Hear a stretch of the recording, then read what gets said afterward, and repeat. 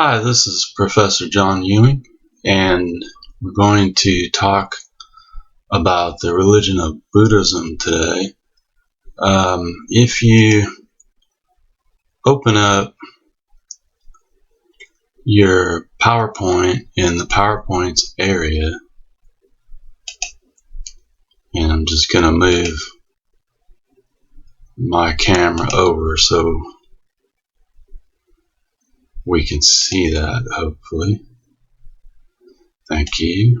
Okay.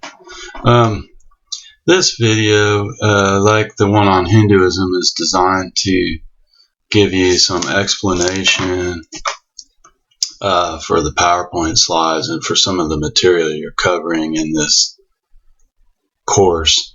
And so I'll briefly go over the life of the Buddha, Siddhartha Gautama, and then we'll go over some of the Buddhist beliefs and worldview. So if you want, you can touch on the first PowerPoint, which is Buddhism, and just follow along.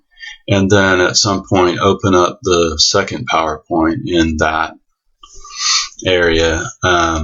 It's called Buddhist Beliefs and Worldview, and we'll go from there. Okay, since you've had some exposure to Hinduism now, at least for the past couple of days, let's talk a little bit about Buddhism. One thing I like to mention usually in class is that although we don't want to stretch the comparison too much, I think in terms of Christianity, especially Jesus of Nazareth, Jesus the Christ in the Christian tradition, in relation to his mother faith of Judaism. And the comparison then is helpful if you think in terms of Siddhartha Gautama being raised in a context of northern Indian Hinduism, at least in the early period, or what we call the Vedic period, the period of the Vedas and the formation of the Brahmin priesthood and Brahmin rituals. So just as Christianity, in a sense, is unthinkable without knowing about Judaism and its historical context, so to understand Buddhism totally, you would need to understand a little bit of the Hindu context out of which Siddhartha himself arises, and therefore some of the issues that, let's say, Jesus is reacting to in first century CE Palestinian Judaism in its different formats, with focused around the Mosaic Law or the Torah, and how that's interpreted in everyday life, and then the various rituals that are going on in the Jerusalem temple. So Siddhartha is reacting to some of the issues of his time period, although he lived about 5 centuries previous to the time of Jesus and in a completely different part of the world. But it's helpful to understand some of the things that Siddhartha is reacting against in his religious cultural context of, say, 2,500 years ago in what would now be territorially northeastern India, predominantly along the Ganges River. Okay, with having said that, just briefly, the term Buddhism obviously takes as its root Buddha, right, which is a Sanskrit root. It's a word that's based on a Sanskrit root, Bud, from which we also get Bodhi, and it means awakened, one who is awakened. And there are various tales that are told in the history of early Buddhism. One of the versions is that a Hindu deity appeared to Siddhartha when he was meditating and simply asked the question, "Are you a god?" And Siddhartha responds and he says, "No, I'm simply one who woke up."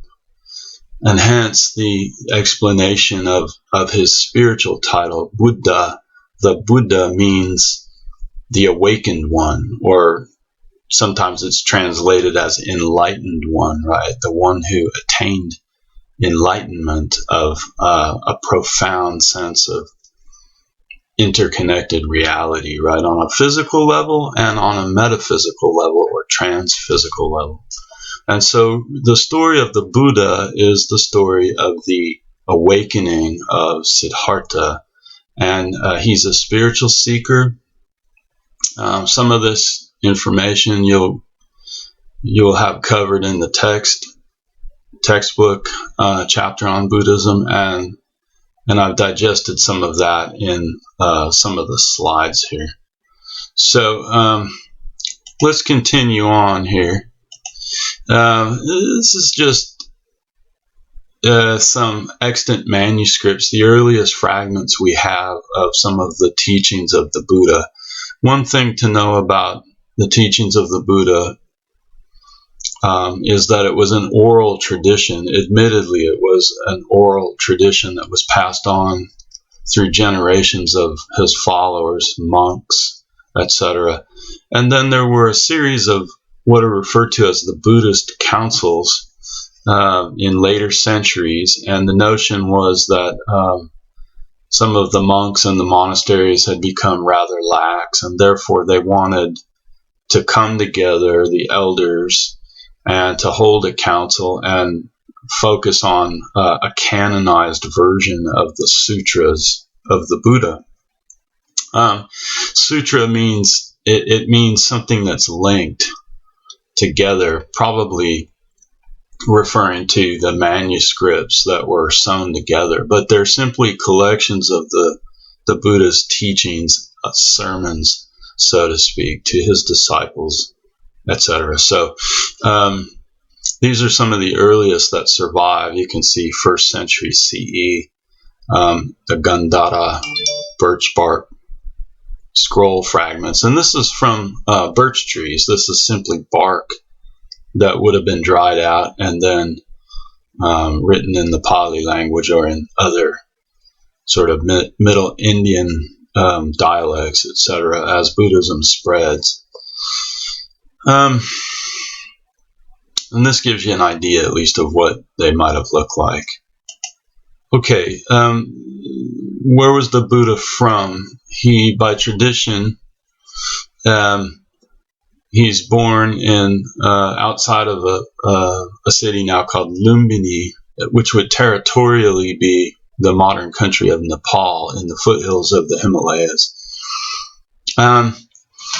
His traditional dates, I list here, his birth is 563 BCE, and by tradition he lives to be 80 years old before he dies, and so that takes you through to 483 BCE. Those are the traditional datings that are usually given. We don't have a birth certificate, obviously, so the scholars debate this, and some push him a little bit closer to our period, possibly 400. Archaeologically speaking, they've found some evidence around this site where they've excavated that this was a place of pilgrimage rather early, mid-3rd century BCE. Some of the local princes and even a famous king in the Mauryan dynasty had converted from Hinduism to Buddhism, and so that they set up pilgrimage sites. It obviously doesn't look like this nowadays. This is what it looks like in contemporary times, but this essentially would be the equivalent of visiting Mecca, right, for a Muslim pilgrim, the birthplace of the Prophet Muhammad, or possibly the town of Nazareth, the traditional birthplace of Jesus. Jesus Christ or Jesus of Nazareth. In the Buddhist world, this would be a pilgrimage site. It's on the UNESCO United Nations Cultural Heritage Sites list. So it's a protected site. His given name is Siddhartha Gautama, and he's from the Shakya clan. Early on, and while he was alive, many people referred to him as Shakyamuni, the sage from the Shakyas or the Shakya clan. And so you'll see that in the literature occasionally. But especially after he attains enlightenment and in old age, and then after he passes on, he would be referred to with his spiritual title as the Buddha, the awakened one. Much like the followers of Jesus, Christ is a spiritual title. It's not Jesus's last name. So he's Jesus the Christ, right? Which is really a Greek term from Mashiach, Jesus the Messiah, right? The anointed King of Israel. So understand that Buddha is a spiritual title and not necessarily his given name. He comes from a high caste, the warrior caste or the princely, the noble caste. This is significant in the stories because his father is grooming him to take over the kingdom. Now, at this time period, India doesn't exist as an entity, so we tend to project back 2,000, 2,500 years, contemporary political boundaries, and that doesn't really work for the time period we're talking about. Northern India is not united, politically speaking. That will come a few centuries later under the Mauryan rulers. So think in terms of city-states. And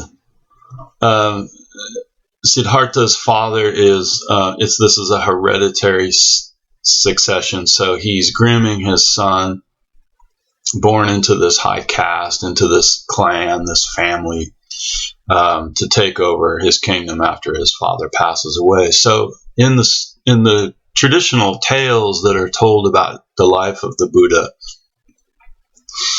he admittedly lives a sheltered life. He's never left the palace grounds. He has an appointed caste bride, and when he decides to leave the palace, she has given birth to their son. So he has a legitimate heir, and he gives that life up willfully, willingly, and leaves his wife and newborn son and father and family, etc. Leaves his existence behind in search of his spiritual goals, his philosophical goals. So he's a guy in his contemporary society who has a lot to lose, right? By simply becoming an anonymous, wandering holy man, a Hindu sadhu, so to speak, one who's seeking for spiritual reality as opposed to any sort of position in life. Everyday life for Siddhartha has grown meaningless. And so he's really driven in this spiritual quest to attain answers to his ultimate questions, his spiritual questions. I'm sorry, it's a little dry in this room, so I'm sipping water here from time to time, so just bear with me on that.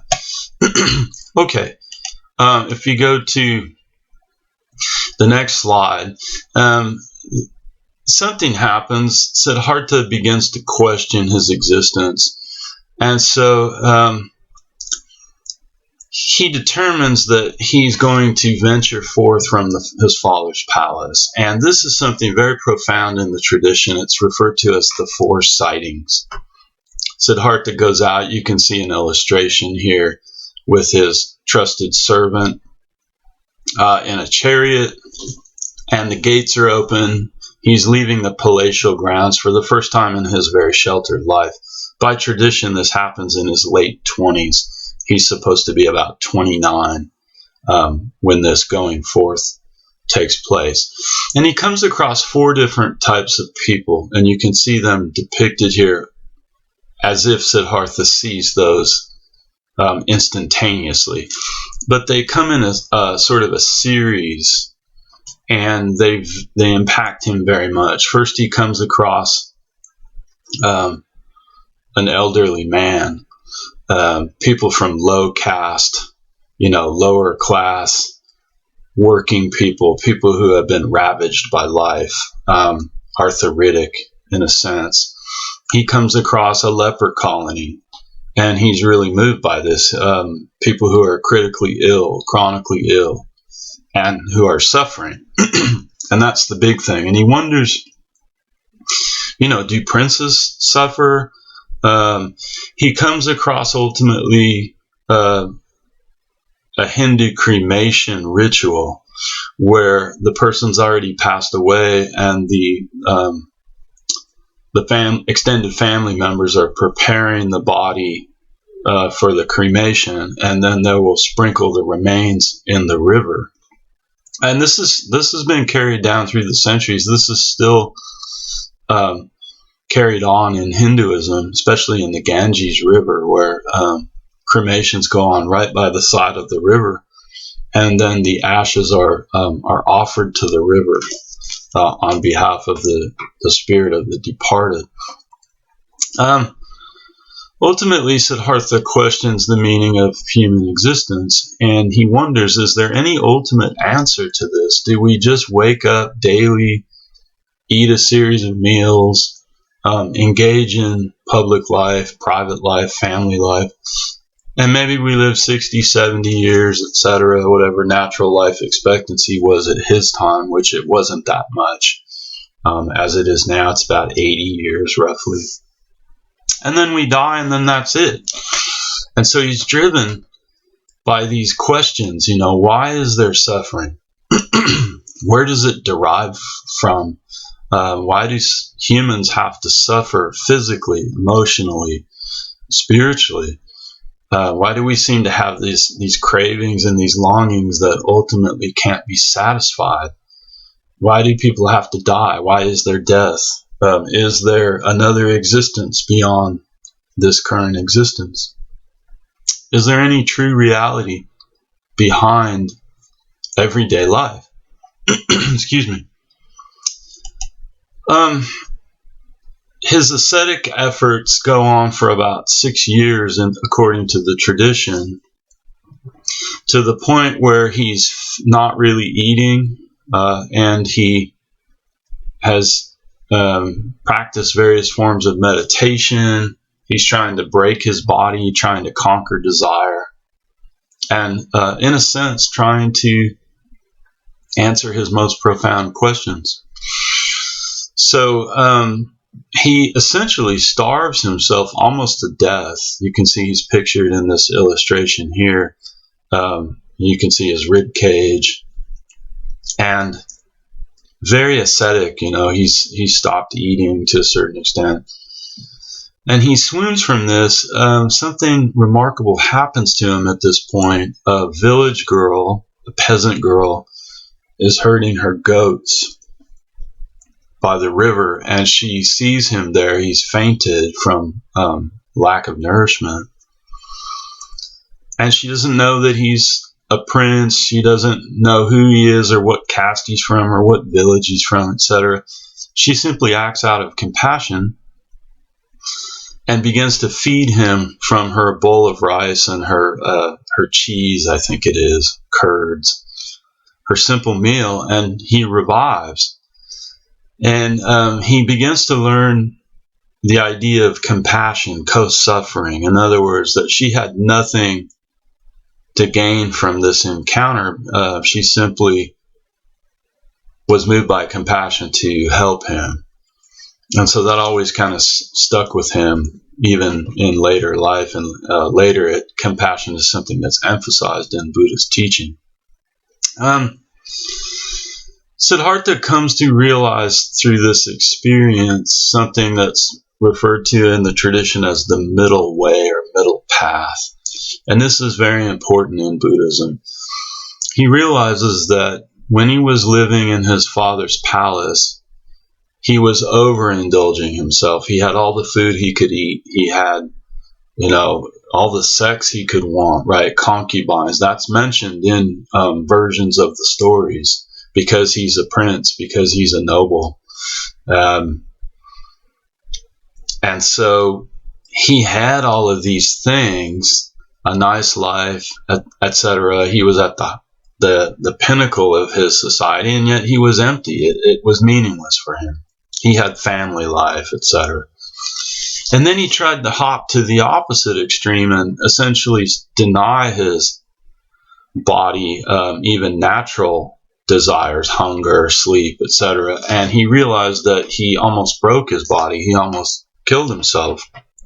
And so he comes to this realization of a middle point, a middle path, that the most conducive spiritual seeker is going to walk that middle way of balance between the opposite extremes of overindulging and privation or starvation in the extreme form. And so that's why Buddhist monks to this day and through the centuries in the monasteries, they do eat a meal, usually in the earlier part of the day, and then after lunchtime, they don't eat again through the evening, and then would start the next day and be able to have regular meals.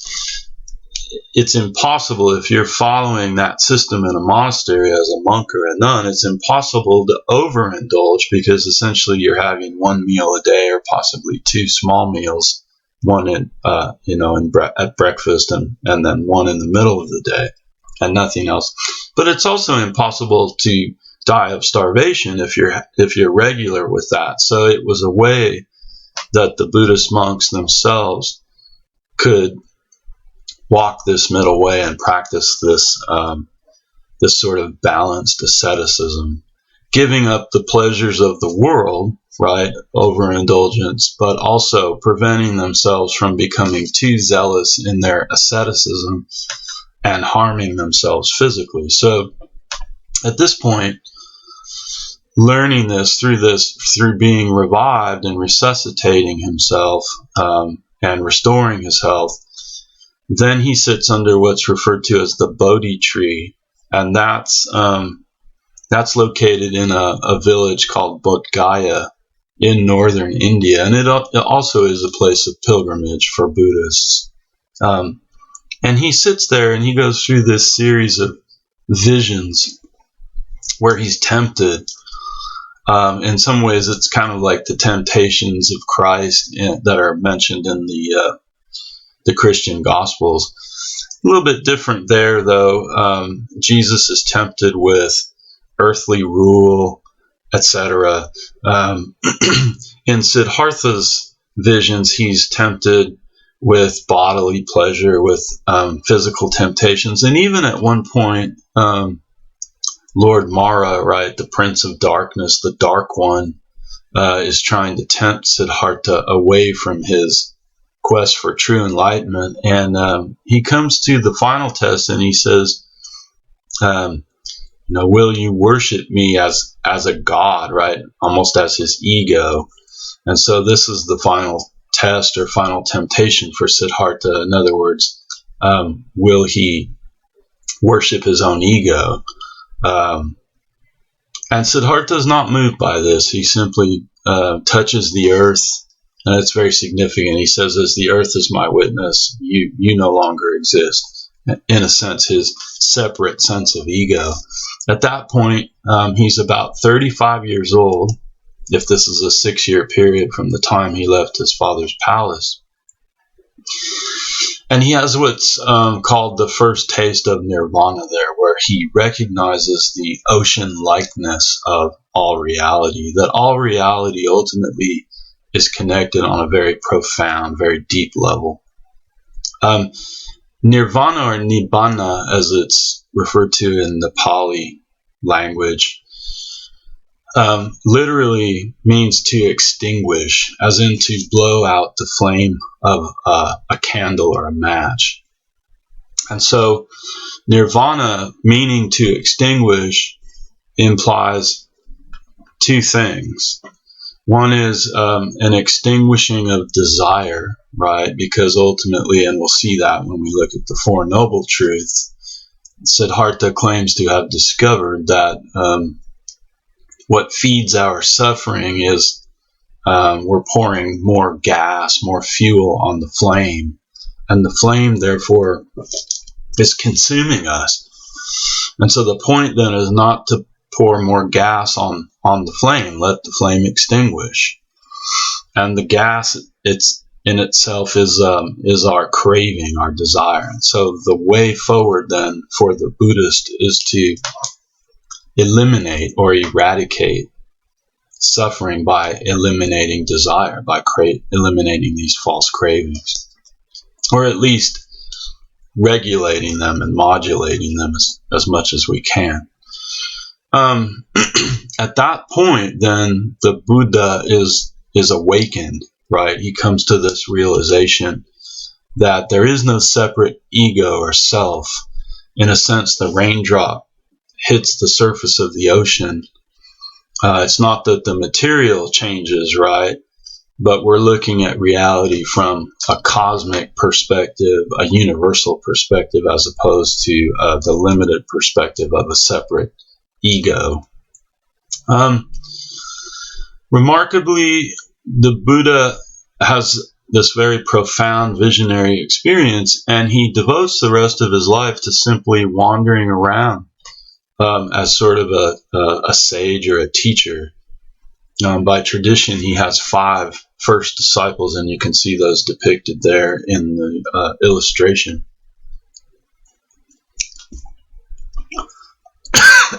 Excuse me. Very dry in here. The final illustration has him reclining. This is referred to as the reclining Buddha. He devoted the second half of his life to teaching these noble truths and various other teachings that are ascribed to him, at least orally, around the age of 80. Now, again, you say, okay, was he 80 years old when he died? Okay, possibly. In the ancient world, and even today, I mean, average life expectancy is 80, right? If nothing catastrophic happens before that. So in the ancient world, in pre-modern times, life expectancy would have been like 40 or 50 possibly. And so if someone by chance made it into the 70s, they were seen as really living a long life at this point in human history. So it's probably an idealized age. 80, he's completed his life. He's attained his first taste of nirvana at about 35. And he devotes the next 40 years, 45 years or so to teaching his truths to others and then having them passed down to others, etc. And so by tradition, he's 80 years old when he reclines, when he leaves his physical existence and enters into what's called parinibbana, or final nirvana. So let me go ahead and stop this video here, and then if you open up the other PowerPoint, Buddhist Beliefs and Worldview, then I'll try to be a little more brief, but I'll go over some of the key important principles in Buddhist teaching.